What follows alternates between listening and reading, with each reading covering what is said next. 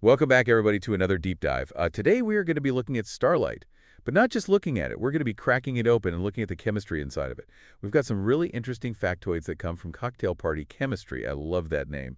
And it seems like the kind of thing you would actually hear at a cocktail party. Well, hopefully you can drop some knowledge bombs at your next gathering. Yeah, exactly. So Starlight's pretty, but what's the big deal? Well, the big deal is that it's not just light, it's actually a blueprint of what makes up a star. It's a cosmic fingerprint that reveals its elements. So stars aren't just these giant balls of random gas. They have a specific chemical composition. Why is that important? Well, it's important because a star's chemical composition determines its entire life cycle, how it begins in a nebula, how long it lives, and even how it dies. It dictates everything from its temperature and color, even to how bright it shines. So it's like a star's DNA shaping its destiny from the very beginning. Yeah, exactly like that. And just like with DNA, we can analyze a star's composition to understand its past, present, and future. Wow, that's awesome. Okay, so let's talk about those chemical building blocks. What are stars primarily made of? The most abundant elements in stars are hydrogen and helium. Really? Yeah, and those are the same elements that dominate the entire universe.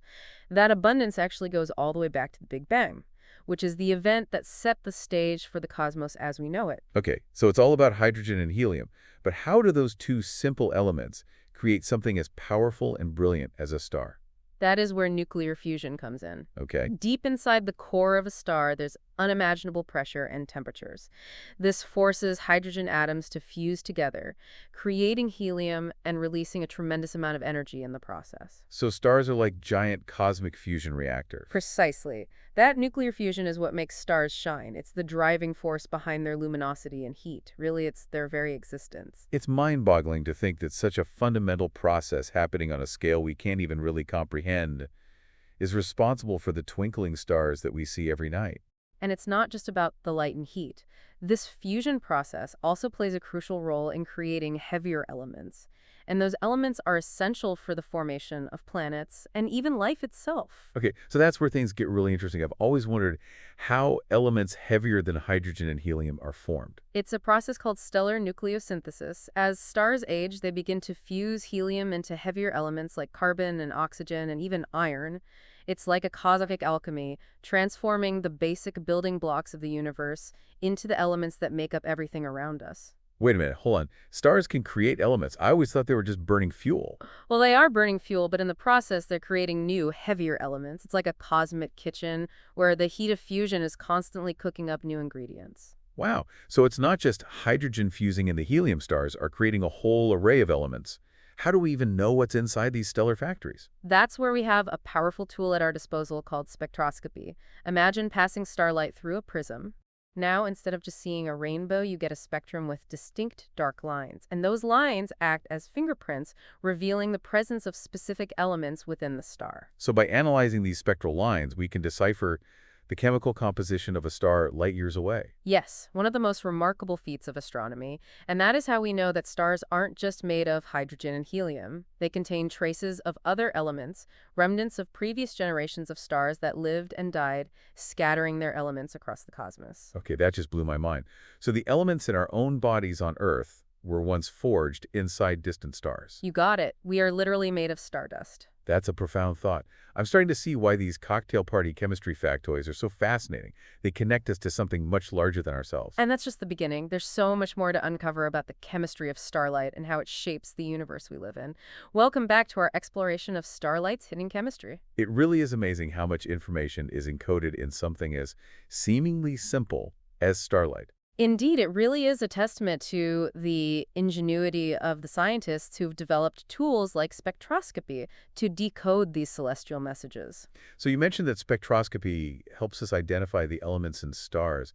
Can you elaborate on how that actually works? I mean, it sounds like magic. It's not magic. It's the elegant interplay of light and matter. Remember those dark lines in a star spectrum we talked about? Yeah. Okay, so each element, when it's heated, absorbs and emits light at very specific wavelengths, creating a unique pattern of lines. It's like a barcode that identifies each element. So each element has its own signature light pattern. Exactly. By analyzing the position and intensity of these lines in a star spectrum, astronomers can deduce which elements are present and even estimate their relative abundance. So it's like playing detective with the cosmos, using starlight as our evidence. That's a brilliant analogy, and this detective work has revealed some really fascinating insights. For example, we've discovered that stars aren't uniform in their composition. Some are rich in heavier elements, while others are almost entirely hydrogen and helium. Why is there a difference? It all comes down to a star's history and its place in the grand timeline of the universe. Stars that were born in the early universe shortly after the Big Bang. They were formed from clouds of gas that were almost entirely hydrogen and helium. There just hadn't been enough time for previous generations of stars to create and disperse heavier elements. So the first stars were like the pioneers, made from the simplest ingredients. Precisely. But as these early stars lived and died, they seeded the cosmos with heavier elements through these supernova explosions. And these elements then became part of the next generation of stars, making them slightly more metallic. Metallic, you mean containing more elements heavier than hydrogen and helium? Exactly. In astronomy, any element that is heavier than hydrogen and helium is considered a metal. It's just kind of a shorthand that astronomers use. So stars that were born later in the universe's history, they inherited a greater abundance of these heavier elements from their stellar ancestors. So like a cosmic inheritance program, each generation passing down a richer legacy of elements. That's a beautiful way to put it. And by studying the metallicity of stars, we can actually trace the chemical evolution of galaxies over billions of years, understanding how the universe has become increasingly complex over time. It's mind-boggling to think that we can piece together this grand narrative of cosmic history just by analyzing the light from distant stars. It's a testament to the power of observation and deduction. But here's something even more profound. Those elements that were forged in stars, they didn't just stay out there in space. They became the building blocks of planets, including our own Earth. Oh yeah, you mentioned earlier that we're made of stardust. And it's not just a poetic phrase, it's a scientific reality. Every atom in your body, from the iron in your blood to the calcium in your bones, was once part of a star.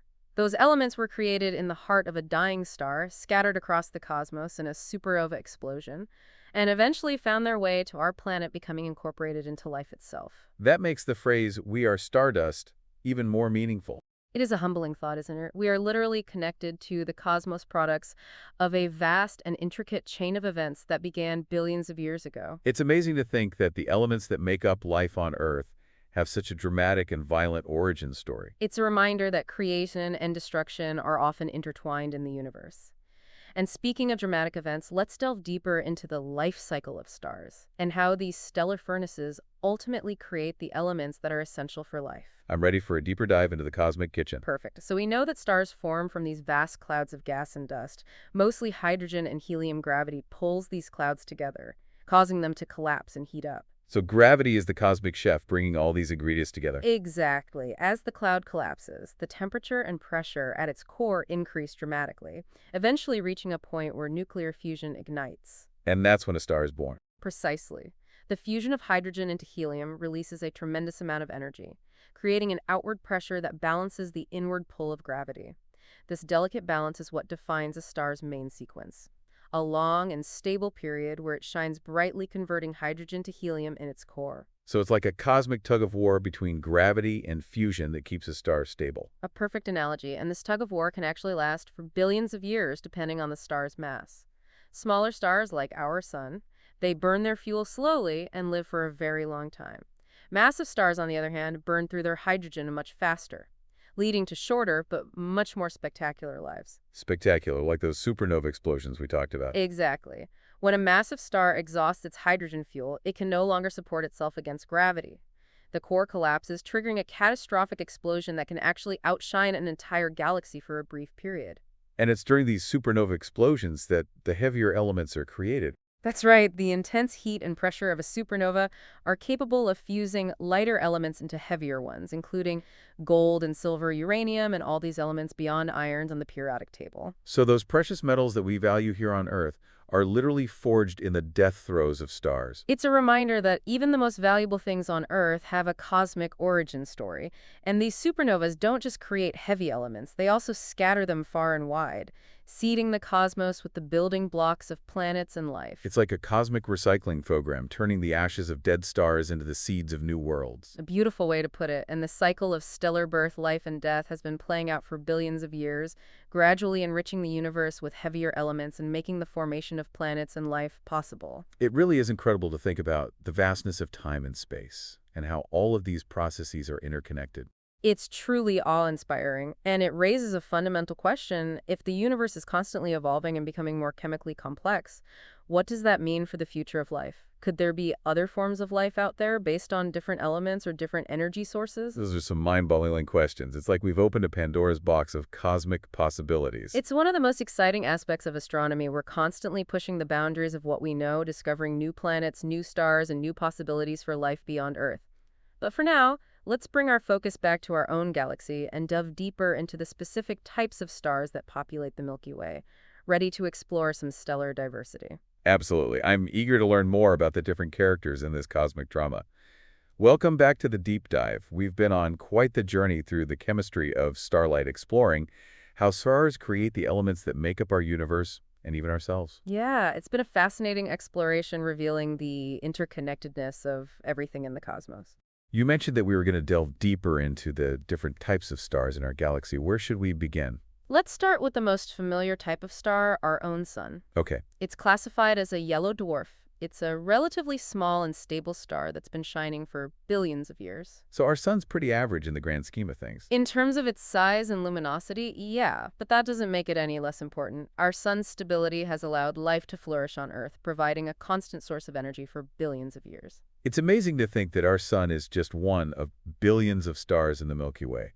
What other types of stars are out there? Oh, there's a dazzling array of stellar diversity. Oh, cool. We have red dwarfs, which are the smallest and coolest type of star, and they're incredibly common in the galaxy. They burn their fuel slowly and can live for trillions of years, much longer than stars like our sun. Wow. So red dwarfs are like the marathon runners of the cosmos, burning slowly and steadily for eons.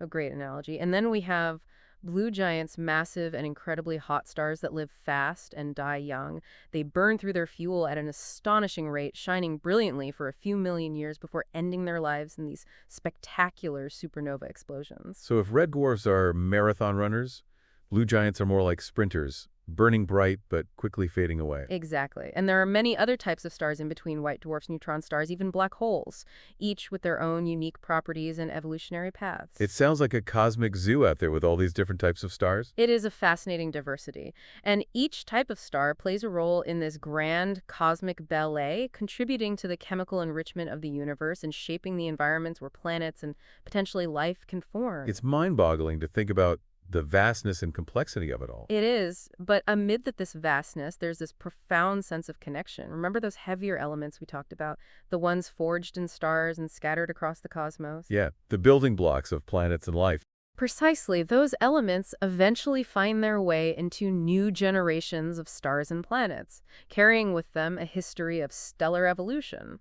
So when we look up at the night sky and see the twinkling of starlight, we're not just seeing distant points of light, we're seeing a reflection of our own cosmic origins. We're seeing the elements that make up our bodies, our planet, and everything around us. It's a reminder that we're not separate from the cosmos, but rather an integral part of it. We are stardust, and our story is intimately intertwined with the story of the universe. That's a beautiful and profound thought. It makes me appreciate the night sky even more. And remember, this is just a glimpse into the fascinating world of starlight chemistry. There's so much more to explore, so many mysteries yet to be unraveled. Keep looking up, keep asking questions, and keep exploring the wonders of the cosmos. Thank you for joining us on this deep dive into the chemistry of starlight. We hope you've enjoyed the journey. And until next time, keep wondering, keep learning, and keep exploring the universe around us.